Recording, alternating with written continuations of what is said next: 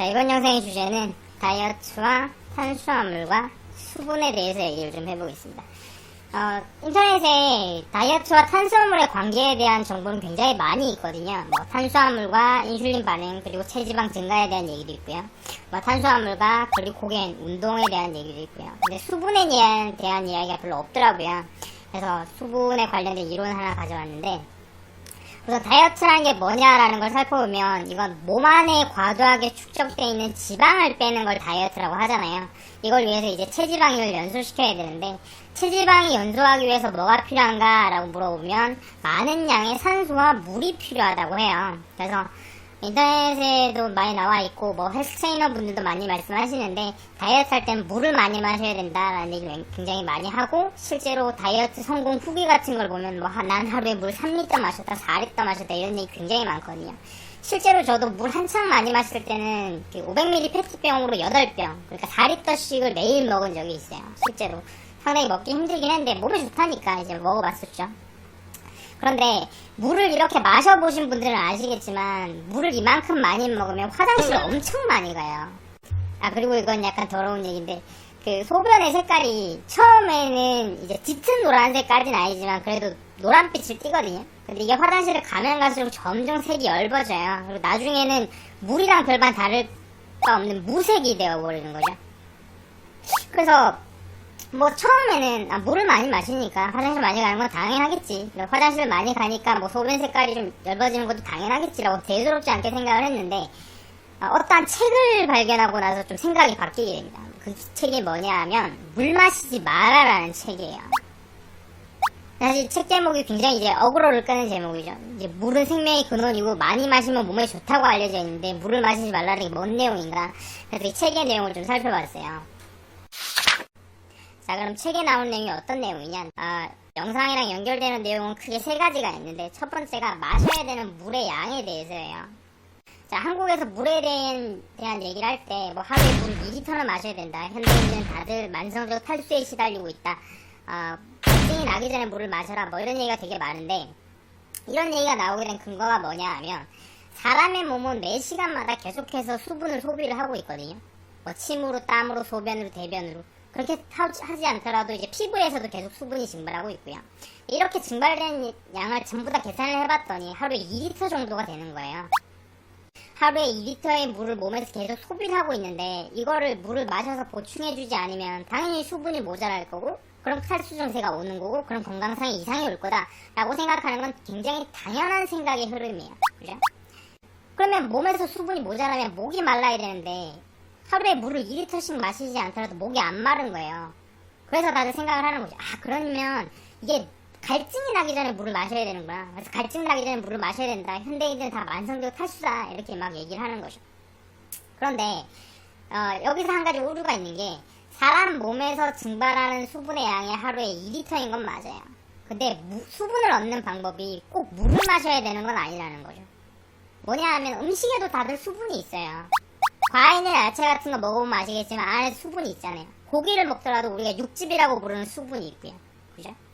그러면 꼭 물을 마시지 않더라도 식사를 하는 도중에 음식에게서 수분을 얻기 때문에 이 수분이 몸에 흡수된 양을 생각을 해보면 하루에 꼭 1.5리터에서 2리터의 물을 마셔야 되는 건 아니라는 거예요.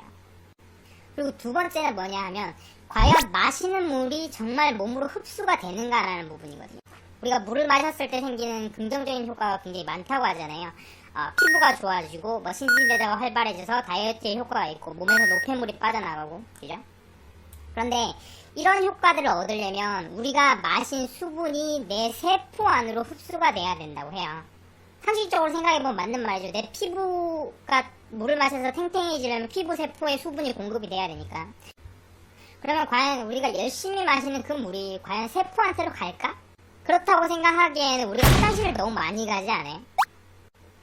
여기서 이제 3번째 얘기가 나오는 거예요. 물이 왜 흡수가 안 될까? 거기에 대해서 이제 이 책에서 말하는 바로는, 물은 그냥 몸에 흡수가 되는 게 아니라 다른 영양소의 도움을 받아서 몸으로 흡수가 된다. 근데 현대인들이 마시는 물은 대부분 다 정수를 해서 먹잖아요. 환경오염이 너무 심하다 보니까. 그래서 정수를 하는 과정에서 몸에 안 좋은 그 성분들도 다들 걸러지는데 물 안에 들어있던 고유의 영양소들도 전부 다 걸러진다는 거죠. 그래서 실제로 진짜 순수한 물만 남아요. H2O. 진짜 그냥 물. 아무런 영양소가 없는. 그러니까 영양소가 없이 물만 마시다 보니까 이게 몸으로 흡수가 안 되고 그냥 밖으로 나가버린다는 거예요. 그러면 어떤 수분을 먹어야 내 몸에 흡수가 되느냐. 물을 마시지 마라. 물을 마시지 말고 먹어라 라고 얘기를 해요. 그러니까 마시는 물이 아니라 야채 안에 있는 수분을 먹으라는 거죠. 야채 안에는 영양소가 들어있고 그 야채를 섭취할 때 그 영양소와 수분이 함께 들어오기 때문에 그게 몸 안으로 흡수가 돼서 세포로 가고 물을 많이 마셨을 때 생기는 긍정적인 효과가 일어난다는 거예요. 상당히 그럴싸하죠. 자, 여기서 중요한 내용이 두 가지가 나왔죠. 자, 몸 안에 있는 지방이 연소가 되려면 산소와 수분이 필요한데 수분을 몸 안에 흡수시키기 위해선 영양소가 필요하다는 거예요. 이 두 가지를 합쳐보면 한 가지 이론이 만들어집니다. 뭐냐 하면 탄수화물과 수분의 관계예요. 자, 수분을 몸 안에 공급하기 위해서 먹어야 되는데 야채 영양성분표를 보면 탄수화물, 지방, 단백질 중에서 탄수화물의 비중이 압도적으로 높아요. 그리고 저탄수 고지방이라는 식단이 있어요. 탄수화물 섭취량을 적정량으로 줄이고 지방과 단백질 섭취량을 조금 더 늘리는 식단인데 이 식단을 하게 되면 초기에 체중이 굉장히 빠른 속도로 감량이 되거든요. 근데 이때 줄어드는 체중은 몸 안에 있는 지방이 빠진 게 아니라 수분이 빠진 거라고 얘기를 해요. 이 식단을 하시는 분들도 하시는 얘기예요. 지방도 빠지긴 하는데 오로지 지방이 아니라 수분이 상당량 포함되어 있다. 다시 말해서 지방이 연소되기 위해서는 수분이 필요하고 이 수분이 내 몸 안에 머무르도록 만드는 영양소가 탄수화물인 거니까 지방 연소를 시키기 위해선 적정량의 탄수화물이 필요하다는 얘기가 돼요. 탄수화물을 무조건 줄인다고 해서 다이어트에 무조건 효과적이라는 게 아니라는 거죠. 그럴싸하죠? 오해를 막기 위해서 한 가지 내용을 좀 추가하도록 하겠습니다. 그 영상 후반부에 나온 내용 중에 저탄수 고지방 식단을 하면 몸에 있는 수분이 빠지고 수분이 빠지지 않아야 다이어트에 도움이 된다라는 식으로 내용이 좀 진행된 부분이 있어서 이걸 근거로 해서 저탄수 고지방 식단을 안 된다는 이유로 받아들이시거나 혹은 제가 저탄수 고지방 식단을 반대하는 입장에 있다라고 생각하는 분이 계실 텐데 저는 저탄수 고지방 식단을 하고 있는 사람이에요. 근데 이게 제가 하고 있는 거는 탄수화물을 적정량을 먹는 저탄수 고지방 식단이거든요. 참 안타까운 게 인터넷상에 저탄수 고지방 식단에 대한 정보가 굉장히 좀 왜곡되고 잘못 퍼져 있는 게 많아서 아니 저탄수 고지방 식단을 하는데 어떻게 적정량의 탄수화물을 먹는다는 거야? 너 되게 조금 먹으면서 그게 적정량이라고 우기는 거 아니야? 이렇게 생각하시는 분이 많으실 거예요. 그래서 이 다음 영상으로 저탄수 고지방 식단에 대한 영상을 만들 건데 그 영상까지 보시고 좀 판단을 해주셨으면 좋겠어요.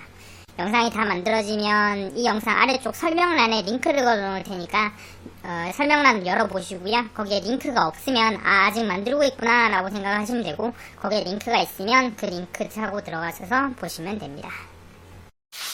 상당히 긴 영상인데 끝까지 봐주셔서 감사하고요.